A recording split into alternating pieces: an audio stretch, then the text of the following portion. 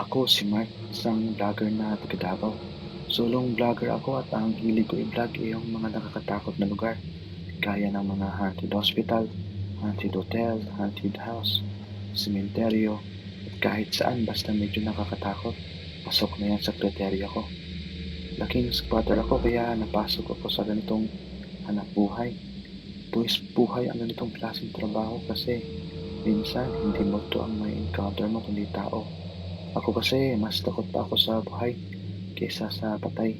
Kaya ko rin pinasok tong ganitong klaseng hanap buhay, yung pagbablog. Wala kasi sa vocabulary ko yung takot. In short, hindi ako takot sa multo.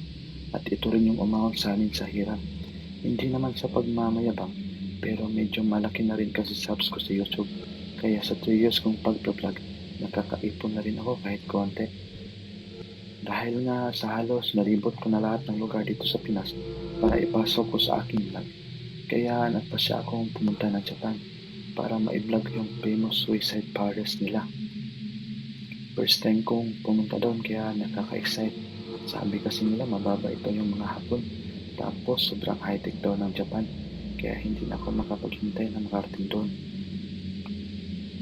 To cut the long story short, after kong magpabook ng hotel at pumasyal sa magagandang lugar, pumunta na ako agad sa famous suicide pares nila. Ang una kong ginawa, bumili ako ng mapa sa lugar na yun para naman sa ganun hindi ako maligaw. Nakaready na lahat yung cellphone ko para sa emergency hotline just in case kung magka-problema ako, mga necessity at yung mga camera equipment ko. Ang natatandaan ko 3 PM na akong nagsimula nun. Sabi kasi nila yun daw yung time kung saan active yung mga multo. Exactly 3 PM nung dumating ako doon, hawak-hawak ang mapa ko. Kaya nagsimula na akong maglakad papasok sa suicide pares nila. Nung una wala pa akong nararamdaman na takot sa dibdib ko. Pero nung nagtagal na, medyo natatakot na ako kasi sobrang tahimik ng lugar, sobrang dilim, mga huni lang ng insekto ang maririnig mo. Tapos, ikaw lang mag-isa sa gitna ng busukan na kagubatan. Marami na rin akong naririnig na sipig na para bang may tumatawag sa akin. May naririnig lang akong bumubulong sa akin. Hindi ko lang maintindihan yung sinasabi niya. Na isang pagkakataon habang naglalakad ako, feeling ko may sumusunod sa akin. May naririnig kasi akong mga yapak ng paa sa likod ko. Tapos yung ilaw ng camera ko, nag-flicker na. Full charge ko lahat kaya di ko maintindihan bakit parang lobat na. Kaya nag-change battery ako at may flashlight din akong reserba. Habang tumatagal, tumitindi na rin yung mga nagpaparamdam sa akin. Tapos may naririnig pa akong parang may sumusunod sa akin. Kaya napagtanto ko na pabalik na ako. Tingin ko di ko kaya ito mag-isa. Nung pabalik na sana ako, napahinto ako sa aking maglalakad.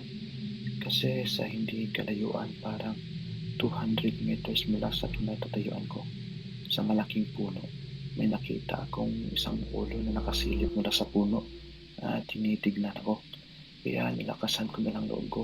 Kinuha ko silyo ko sa bag para kahit papano ay may pangdepensa ako kung sakali man. At dandahang lumapit ako dun sa puno. Wala na kasi ang ibang daanan maliban dito kaya wala akong ibang choice. Nung papalapit ako sa puno, may dumaan na parang usok sa mukha ko.